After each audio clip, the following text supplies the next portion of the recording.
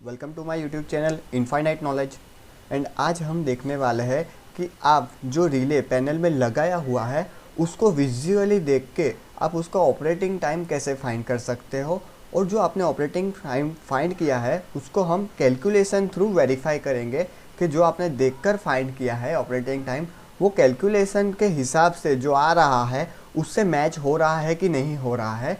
तो ये simple method है, इसमें बहुत फॉर्मूला लगाए हुए हैं जो आपको फॉर्मूला सिर्फ वेरीफाई करना है और सिंपली आप जो वो स्टेप्स फॉलो करते जाओगे तो आप इजीली फाइंड कर सकते हो ऑपरेटिंग टाइम। एकदम इजीली है, आपको सिर्फ पूरा वीडियो देखना है। तो अभी स्टार्ट करते हैं। तो पहले तो आपको पता है कि जो ओवर करंट के लिए, जो प्रोटेक्शन के लिए जो हम इलेक्ट्रोमैग्नेटिक रिले यूज़ करते हैं वो कुछ ऐसा दिखता है। उसमें कौन कौन सी चीज़ें कवर होती है पहले हम वो देख लेते हैं। तो पहले जो हमारा प्लग होता है, जो कि हम उसको प्लग सेटिंग मल्टीप्लायर भी बोलते हैं, ये हमारा प्लग है। इसको जो बोलते हैं हम प्लग सेटिंग बोलते हैं। ये प्लग को हम निकाल के किसी भी जगह शिफ्ट कर सकते हैं according to your operating time. आपको कितना ऑपरेटिंग टाइम रखना है उसके हिसाब से ये प्लग को सेट करके हम यहाँ पर भी रख सकते हैं और यहाँ पर भी रख सकते हैं।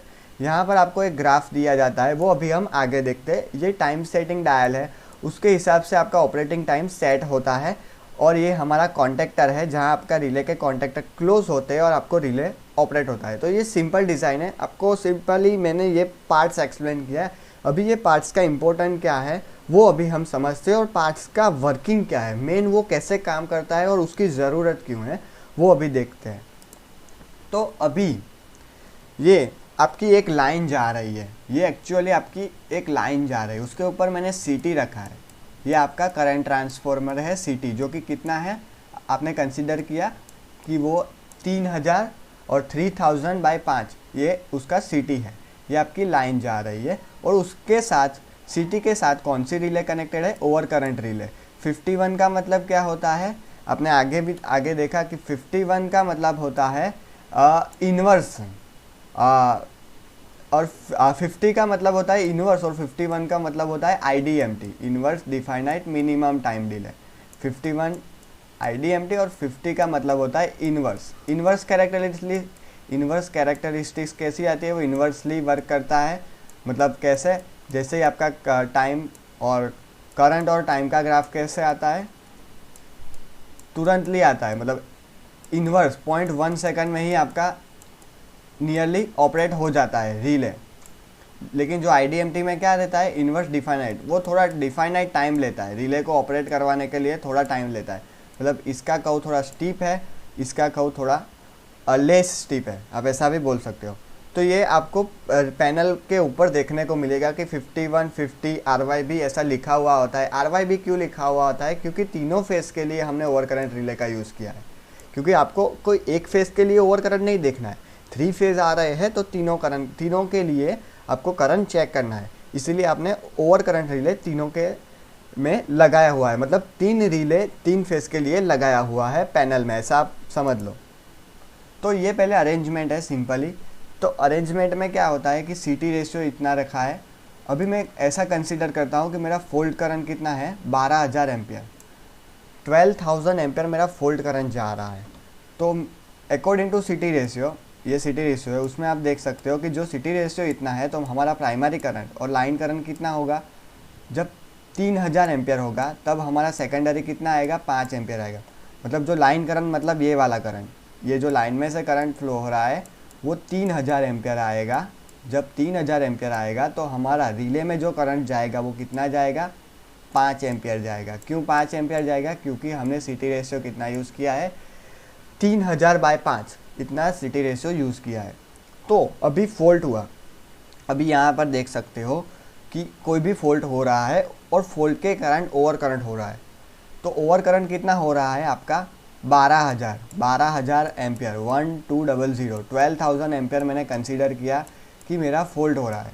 तो ये 12000 अभी यहाँ से फ्लो होगा, ये 3000 एम्पियर से डायरेक्टली 12000 हो जाएगा क्योंकि मेरा फॉल्ट हुआ है सिस्टम में। तो ये जब 12000 एम्पियर लाइन में से फ्लो हो रहा है तब मेरा सेकेंडरी का करंट, मतलब रिले की सेकेंडरी का, सीटी की सेकेंडरी का करंट कितना आएगा, अकॉर्डिंग टू फॉर्मूला कितना आएगा, 20 एम्पियर आएगा। क्यों 20 एम्पियर आएगा, क्योंकि जब हमारा 3000 फ्लो हो रहा था तो 5 आ रहा है, लेकिन जब 12000 फ्लो हो रहा है तब कितना आ रहा है, 3 इंटू 4 टाइम्स हो रहा है। 3000 का 4 टाइम्स करंट फ्लो हो रहा है, तो 12000 आ रहा है। तो ये 12000 मतलब सेकेंडरी में भी 4 टाइम्स होगा, तो इसका 4 टाइम्स कितना होता है, इसका 4 टाइम्स 20 होता है, तो 20 एम्पियर आ रहा है। और आपको ये समझ में ना आया तो उसके लिए ये फॉर्मूला है, ये सेकेंडरी करंट की फॉर्मूला है। उसमें क्या होता है, ये फोल्ड करंट और प्राइमरी करंट। तो आपका फोल्ड करंट और प्राइमरी करंट कितना है, 12000 है, तो मैं इधर 12000 लिख सकता हूँ। और उसके डिवाइड में क्या आएगा, सीटी रेशियो 3000 डिवाइड बाय 5। तो आप इसका कैलकुलेशन करोगे तो आपको क्या मिलेगा, सिंपली 20 एम्पियर मिलेगा।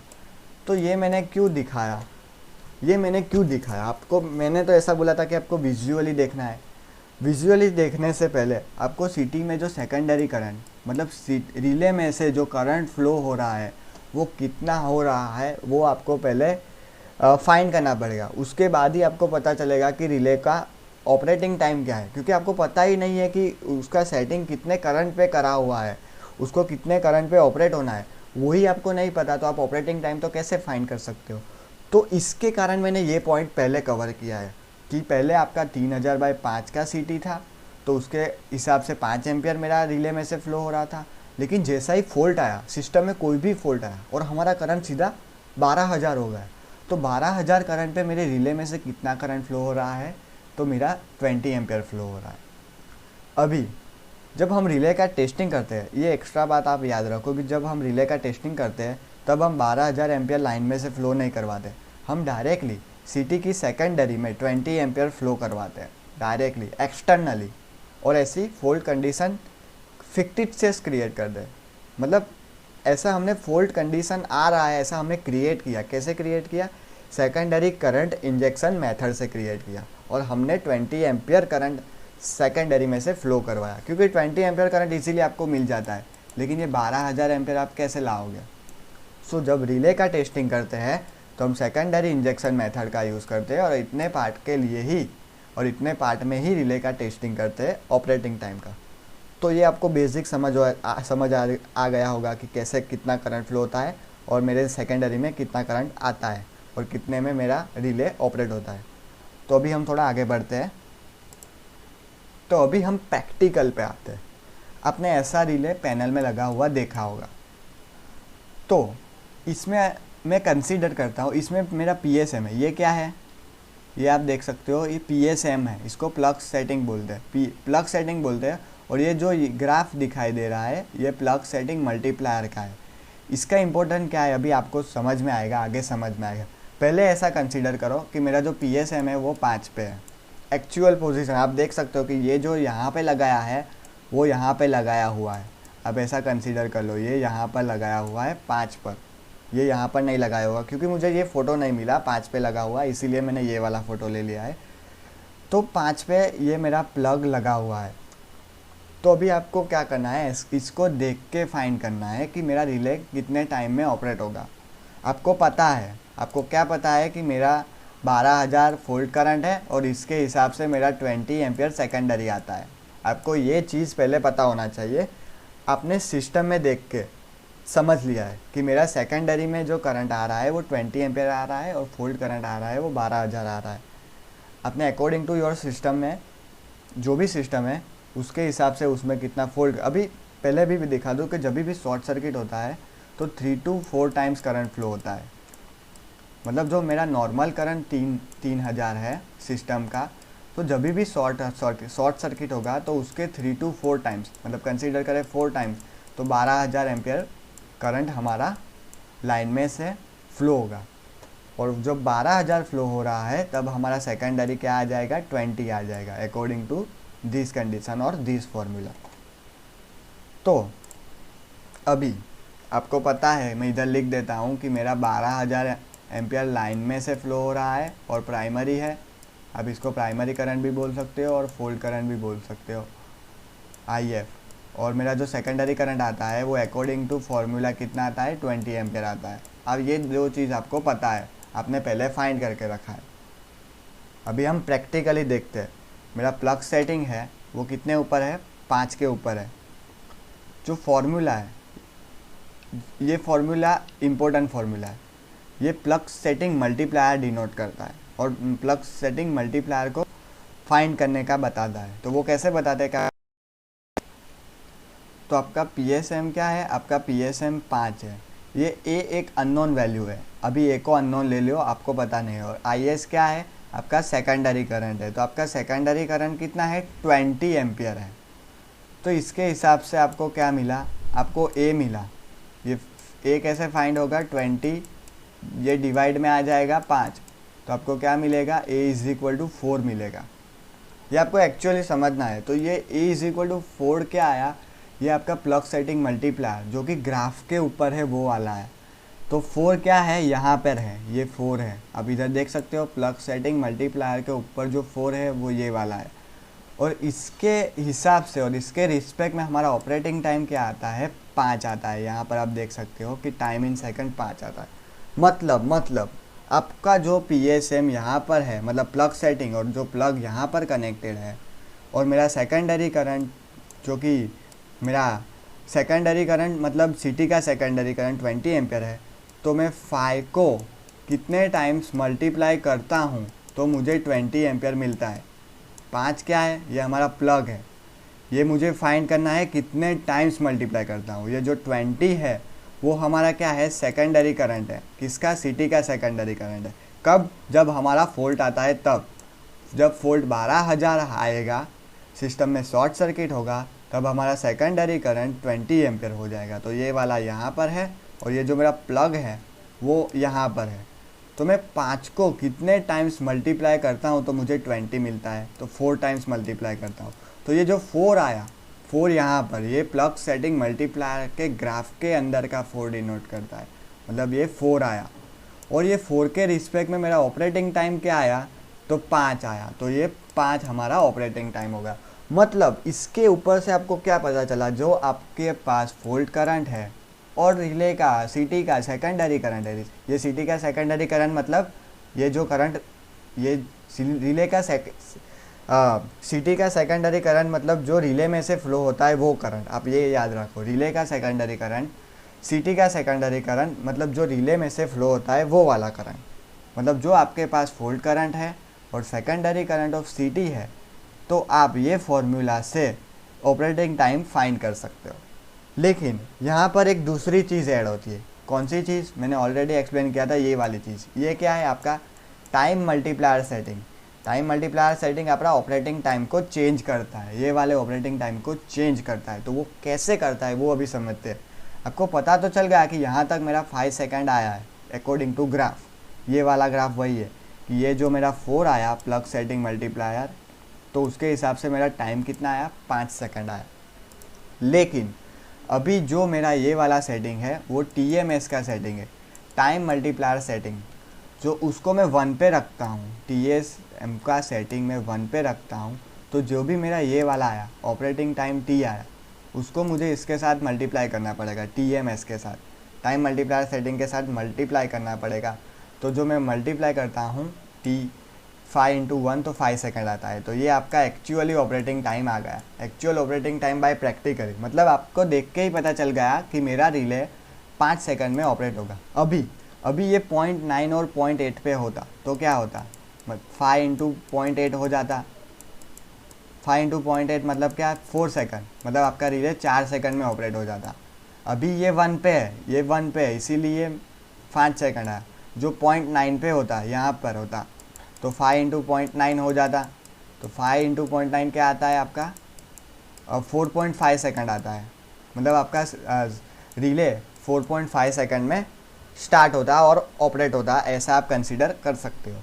तो ये आपने प्रैक्टिकली देख लिया, प्रैक्टिकली देखा कि आपका रिले कितने टाइम में ऑपरेट हो जाता है।